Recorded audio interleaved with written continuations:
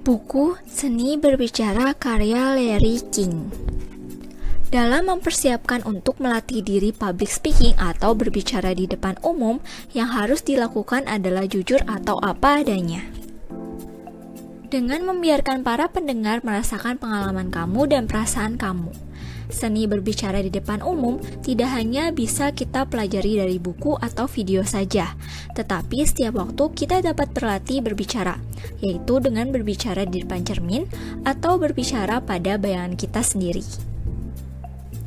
Dengan begitu, kamu akan berlatih percaya diri, kontak mata, dan posisi tubuh ketika kamu berbicara di depan umum. Ada 2 syarat untuk menjadi pembicara yang baik. Pertama, perhatian yang dalam kepada orang lain, dan kedua, keterbukaan diri kepada pendengar. Karena para pendengar bisa membedakan apakah kamu menghargai mereka atau tidak. Jika merasa dihargai, mereka cenderung lebih memperhatikan ketika kamu berbicara. Selain itu, jangan melulu menggunakan cerita berdasarkan pengalaman kamu, tetapi juga meluaskan pandangan pada cerita-cerita yang lain. Di dalam buku ini dibahas bagaimana cara mengatasi suasana kaku ketika sedang melakukan pembicaraan. Yang harus dilakukan adalah mengajak mereka menikmati percakapan. Jika kamu merasa malu, ingatlah baik-baik bahwa orang yang kamu ajak berbicara memiliki rasa malu yang sama seperti kamu. Buatlah lawan bicaramu merasa nyaman.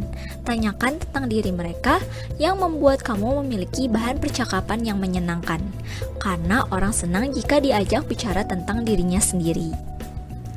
Cara agar terhindar dari suasana kaku adalah menjauhkan diri dari pertanyaan yang memiliki jawaban ya atau tidak. Karena pertanyaan ini hanya akan menghasilkan jawaban singkat dari lawan bicara. Topik pembicaraan akan berhenti begitu saja. Namun jika kamu menarik mereka untuk memberikan jawaban panjang lebar, maka percakapan akan terus mengalir. Berbicara tidak hanya persoalan tentang diri sendiri, tetapi juga persoalan tentang orang lain. Berikan pertanyaan yang membuat lawan bicara senang menjawabnya. Mengajak mereka untuk berbicara tentang diri mereka sendiri, mereka akan berbicara dan ingin didengarkan ketika mereka membicarakan masalah-masalah mereka. Selain itu, hal yang terpenting dalam berbicara adalah bahasa tubuh. Bahasa tubuh yang terjadi secara alami akan membentuk komunikasi yang efektif. Mempertahankan kontak mata yang baik selama kamu berbicara dan mendengarkan menjadi salah satu nilai plus untuk kamu. Kontak mata ketika lawan bicara sedang berbicara, jangan membiarkan tatapan mata berkeliaran, seolah-olah sedang mencari orang lain. Tataplah mata lawan bicaramu. Untuk menjadi pembicara yang hebat, harus siap membicarakan apa yang ada dalam pikiran orang lain. Mungkin tentang topik yang baru saja mereka dengar di radio atau mereka saksikan di berita pagi. Ada beberapa teknik yang bisa digunakan agar percakapan lebih hidup dan bisa dinikmati semua orang yang terlibat. Pertama, pilihlah topik yang dapat melibatkan semua orang. Kedua, mintalah pendapat orang lain di sekitar kamu. Ketiga, bantulah orang yang paling pemalu dalam kelompok dengan pertanyaan, "Bagaimana menurut kamu?" Keempat, berikan kesempatan kepada orang yang kamu ajak bicara untuk menjawab. Jangan bertele-tele menceritakan kisah kamu. Kelima, jangan menginterogasi teman kamu. Ciri-ciri pembicaraan yang baik adalah mengefektifkan pembicaraan. Pertama, mereka memandang suatu hal dari sudut pandang yang baru. Kedua, mereka memiliki cakrawala yang luas, membicarakan isu-isu yang beragam. Ketiga, mereka antusias menunjukkan minat besar terhadap yang mereka perbuat dalam kehidupan mereka. Keempat, mereka tidak pernah membicarakan diri sendiri.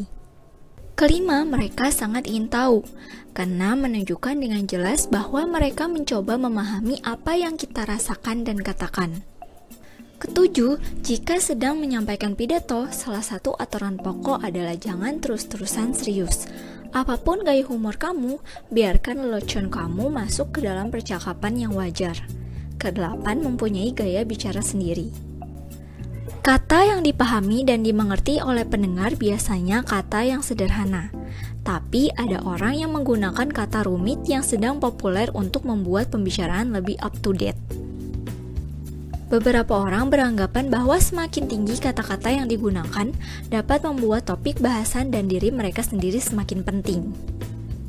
Di dalam buku ini dibahas juga tentang teknik-teknik percakapan bisnis, wawancara pekerjaan, dan percakapan lainnya. Untuk pembicaraan bisnis, hal dasar yang harus diketahui adalah pertama, langsung dan terbuka. Jadilah pendengar yang baik. Kedua, jika kamu berbicara di lingkungan profesi atau industri berbeda, maka kamu dapat mengandaikan bahwa orang yang kamu ajak bicara mengetahui istilah teknis yang kamu gunakan. Ketiga, jangan bertele-tele. Jangan mencoba menjadi pusat perhatian dalam pertemuan itu dengan berbicara sendiri sepanjang 20 menit, saat semua orang lain sudah gelisah ingin membicarakan masalahnya. Jauh-jauh hari sebelumnya, pikirkan pokok pembicaraan. Hal-hal pokok yang ingin kamu kemukakan, pertanyaan-pertanyaan yang kamu perkirakan akan muncul, dan cara yang paling meyakinkan untuk menjawab pertanyaan itu. Wawancara pekerjaan.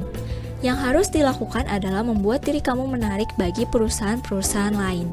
Dengan demikian, meningkatkan karir serta kemampuan kamu untuk memperoleh penghasilan. Membicarakan tentang keunikan atau kelebihan yang akan kamu berikan kepada perusahaan, bukan menjelaskan secara detail ciri-ciri kamu.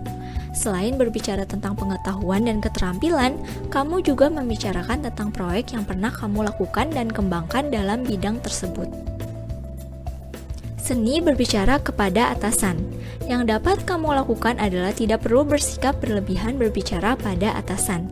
Tidak perlu sampai merendahkan diri ataupun menjilat. Kamu juga perlu melihat dirimu, seperti apa kontribusi kamu, kelemahan, kekuatan, dan kemampuan yang harus ditingkatkan. Poin-poin ini juga yang harus kamu lihat pada atasan kamu. Seni berbicara kepada karyawan. Pertemuan evaluasi periodik bersama anggota staf menjadi salah satu metode komunikasi kepada karyawan kamu. Pujilah pekerjaan karyawan yang diselesaikan dengan baik. Jika tidak suka dengan sifat atau sikap salah satu karyawan, maka katakanlah kepada mereka. Seni berbicara dalam rapat sebagai peserta. Jika kamu tidak benar-benar diperlukan dalam rapat, maka minta izin dan membuat alasan yang tepat.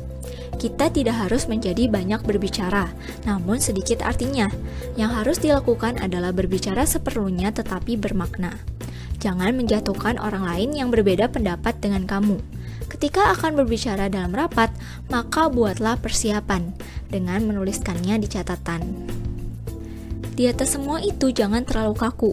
Gunakan humor agar pertemuan dapat diselingi dengan tawa, khususnya jika mulai berlarut-larut dan keputusannya tidak segera diambil.